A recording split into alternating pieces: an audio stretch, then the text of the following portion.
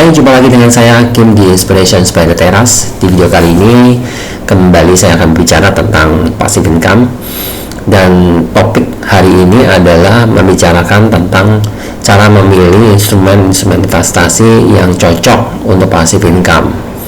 Nah, kita tahu ya bahwa ada banyak sekali instrumen investasi dan tidak ada yang baik atau jelek karena masing-masing memiliki kelebihan dan kekurangan, dan kita sesuaikan aja dengan risk profile dari masing-masing investornya ya. Jadi kalau teman-teman memiliki risiko risk profile yang cenderung konservatif, tentu akan tidak nyaman kalau menginvestasikan uangnya, dananya di investasi yang cenderung volatile atau high risk gitu ya teman-teman. Nah, tetapi di sini saya akan membagikan tips ya untuk memilih investasi yang cocok untuk passive income itu yang seperti apa. Jadi menurut pendapat saya, kalau saya sendiri sebagai seorang investor yang memanfaatkannya untuk membiayai hidup saya dari passive income, nah saya akan cenderung untuk memilih konservatif ya, dan buat saya itu lebih nyaman. Dan saya juga menyarankan ke teman-teman untuk lebih memilih yang konservatif juga. Kenapa? Karena ini adalah untuk passive income, untuk membiayai hidup Anda. Jadi kalau ada apa-apa dengan sumber pendapatan Anda ini ya, ini kan ceritanya kita mau membangun sebuah sistem passive income yang tanpa kita harus bekerja, kita tetap dapat gaji ya dari hasil investasi tersebut kan. Jadi artinya ini jadi support system buat kehidupan kita gitu loh. Jadi artinya ya kita harus make sure bahwa support system ini tidak terhenti gitu alirannya. Artinya ya kita harus cari yang seaman mungkin ya. Nah seperti itu. Nah kalau saya memilih diantaranya yang menurut pendapat saya cukup aman dan konservatif itu seperti misalnya adalah surat berharga negara. Itu mungkin di level yang paling tinggi ya. Kenapa? Karena surat berharga negara artinya kan kita meminjami uang kepada negara ya. Jadi yang memproduksi, yang mengeluarkan, yang mengissue surat berharga negara itu kan pemerintah kan. Nah, negara sendiri yang mengissue, artinya dia negara yang membayari kupon-kupon atau imbal hasilnya buat kita. Nah, kalau negara itu setidak mampunya negara untuk membayar ya toh dia tetap negara, artinya setidak mampunya dia membayar imbal hasil pun dia masih bisa cetak uang gitu kan. Nah jadi itulah poin dimana kenapa surat berharga negara menempati posisi yang paling tinggi untuk sisi safety security daripada investasi kita.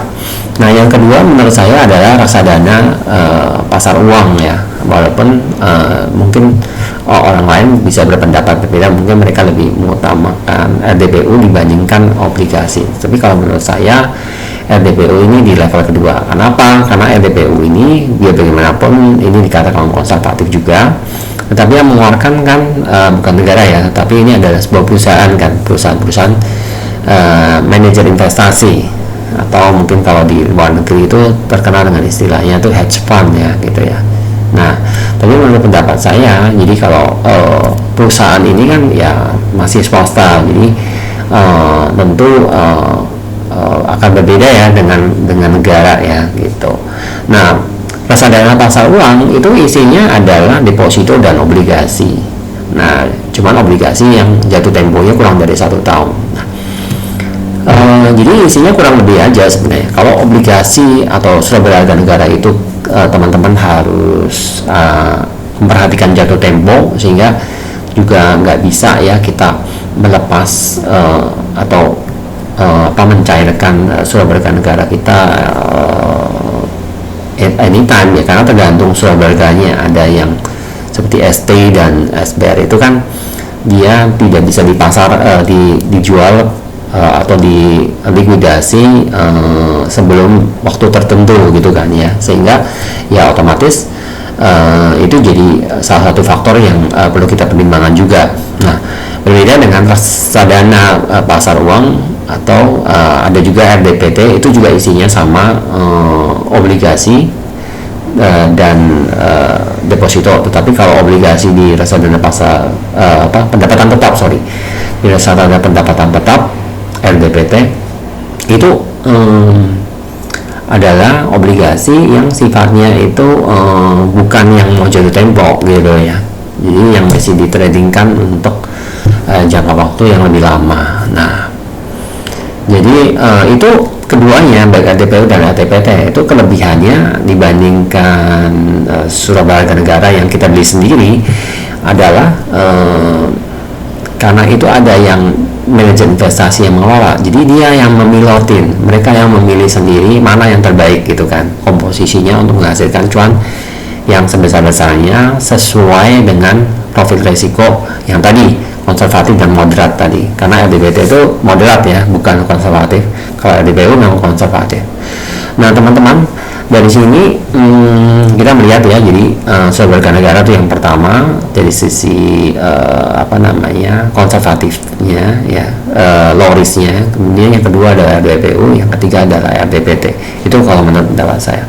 Lalu bagaimana dengan reksadana terproteksi dan reksadana campuran dan reksadana saham? Itu kalau menurut pendapat saya, ini khusus saya merasa bahwa itu sebaiknya kita kalaupun mau dalam jumlah yang sangat terbatas. Kalau saya sendiri, saya belum sih untuk ke arah yang sana ya. Saya lebih prefer di dua ini, RDPU dan RDPT plus tadi surat berharga negara gitu. Nah, mengapa RDPU dan RDPT ini jadi pilihan? Karena ya tadi, karena dia ada pilotnya dan dia lebih mudah ketika kita mencairkan dibandingkan surat berharga negara. Kalau surat berharga negara mungkin ya ada surat berharga negara yang bisa dijual di pasar sekunder, itu memang teman-teman bisa nih melepas, tapi kan kita juga harus memperhatikan harga belinya kita di berapa. Kalau kita lepas di harga yang lebih mahal ya kita dapat cuan, tapi kalau turun berarti kan kita harus memperhatikan kalaupun turunnya itu masih tercover oleh keuntungan dari kupon sebelumnya atau belum. Kalau memang masih tercover ya aman, kalau enggak ya berarti kan kita sayang kan. Nah seperti itu. Nah RDPU dan RDPT itu juga menarik karena apa? Kita bisa nih, misalnya kita ambil sekian ya dengan modal sekian gitu ya, 100 katakanlah. Nah kita beli RDPU dengan modal 100 tadi, mendapatkan berapa unit gitu kan. Nah kemudian ketika dia naik nih over time, dia kan akan cenderung naik ya. RDPU dan RDPT kan cenderung seperti itu, kecuali kalau RDPT itu kadang-kadang dia ada koreksi tapi kecenderungannya tetap naik. Nah itu teman-teman bisa melihat dia udah cuan belum. Kalau udah cuan bisa dijual sebagian gitu loh. Nah jadi tiap bulan itu ketika dia udah cuan, teman-teman lihat, oh cuannya sekian nih ya, sekian itulah cuannya, itulah yang dirilis, yang dilepas untuk membiayai kehidupan kita, passive income kita. Nah sementara yang pokoknya biarin di situ gitu kan. Nah itu cara RDPU dan RDPT. Kalau obligasi atau surat berharga negara itu kan tiap bulan udah jelas, jadi kayak ORI itu tiap bulan. Kalau FR itu tiap 6 bulan sekali. Jadi ya kalau teman-teman ambil FR berarti teman-teman baru gajiannya tiap 6 bulan sekali ya, tergantung jadwalnya FR-nya di bulan berapa gitu kan, di bulan berapa aja. Nah kalau ORI berarti tiap bulan, nah, atau SR itu juga sama tiap bulan juga. Nah jadi teman-teman mesti lihat jenis surat berharganya ini. Nah kalau teman-teman mau, mungkin ada juga nih yang mengkoleksi FR ya, karena FR cenderung kuponnya tinggi. Itu teman-teman bisa nih kalau dengan menggunakan FR bisa mengkoleksi FR yang misalnya di Januari, yang gajian Januari itu ada gitu kan, di bulan Februari ada, jadi tiap bulan tuh gajian terus gitu kan kalau pakai FR. Nah mungkin teman-teman harus melihat, jadi pilih FR yang mana nih yang gajinya di bulan Januari. Oh bulan Januari belum ada nih, cari yang ini yang FR-nya gajiannya bulan Januari misalnya, seperti itu. Nah tetapi kelebihan dari reksadana pasar uang dan RDPT tadi itu bisa gajian terserah teman-teman, begitu lihat sudah cuan mau dirilis sebagian silakan gitu loh. Karena itu tidak menghilangkan pokok, asal teman-teman jangan, ya maksudnya jangan kebanyakan ya, berarti cuannya itu hanya ngambil sebagian aja. Tapi kalau teman-teman merasa lagi butuh duit misalnya, mau melepas sebagian dari pokoknya, ya silakan juga, itu bisa diatur.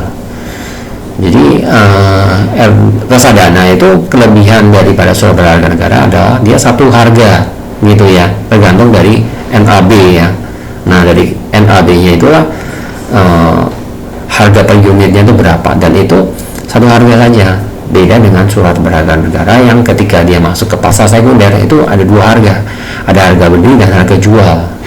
Nah selisih harga beli dan harga jual ini, nah teman-teman harus perhatikan supaya ketika teman-teman menjual ya itu jangan rugi gitu ya. Nah kalau kalau di reksadana ya tadi hanya satu harga, kelebihannya di situ. Nah itu mungkin sekilas ya investasi, berbagai investasi yang dijadikan pasar, yang bisa dijadikan passive income. Kalau saya sendiri untuk forex saya memang ada juga, saya pakai juga, tetapi ini sifatnya itu sangat-sangat yang kita butuh waktu untuk melakukan analisa dan sebagainya, jadi memerlukan knowledge ya khusus seperti money management, teman-teman harus belajar dan sebagainya. Berbeda dengan ketika kita memilih reksadana, itu kita memasrahkan kepada manajer investasinya untuk mengatur. Dan surat berharga negara pun kita tidak perlu terlalu sulit sebenarnya untuk pelajari. Kenapa? Karena jauh lebih simpel dibandingkan trading forex. Karena kalau trading forex itu ada banyak hal yang harus pelajari. Teman-teman harus memahami tentang money management, teman-teman harus memahami tentang leverage, teman-teman juga harus memahami bagaimana entry ya, memahami bagaimana memahami harga ya di chart ya, seperti juga menggunakan indikator dan sebagainya. Karena ya memang hasilnya bisa lebih besar ya dibandingkan instrumen-instrumen tadi ya, tetapi teman-teman juga harus ingat infrastruktur di forex itu ya, kalau menurut pendapat saya itu masih belum terlalu bagus yang sehingga kita berani invest di jumlah yang cukup besar di situ, sehingga itu bukan pilihan yang utama lah untuk passive income. Kalau teman-teman punya uang hasil tabungan sekian tahun, berpuluh tahun bekerja, kemudian teman-teman masukkan semua ke forex, wah itu benar-benar pilihan yang menurut saya tidak bijaksana ya, karena ya itu resikonya terlalu tinggi. Artinya ya seperti kembali lagi seperti yang saya katakan, pilihan untuk passive income it should be itu harusnya adalah konservatif. Instrumen yang dipakai harus benar-benar konservatif ya, dan teman-teman harus menghitung biaya yang dibutuhkan oleh biaya hidup teman-teman, dan teman-teman harus menghitung berapa yang imbal hasil persentase yang bisa dihasilkan dari instrumen yang konservatif ini, sehingga teman-teman harus bisa mengalokasikan dananya seberapa, itu teman-teman harus tahu begitu teman-teman. Nah tadi jadi kita sudah membahas ya instrumen-instrumen apa aja yang bisa dipakai untuk passive income. Yang pertama-tama yang paling penting adalah mesti konservatif seperti itu. Semoga apa yang saya sampaikan di sini bisa bermanfaat buat teman-teman dan berguna buat teman-teman untuk kalau teman-teman mau merencanakan passive income. Sampai ketemu di video saya selanjutnya. Terima kasih. See you.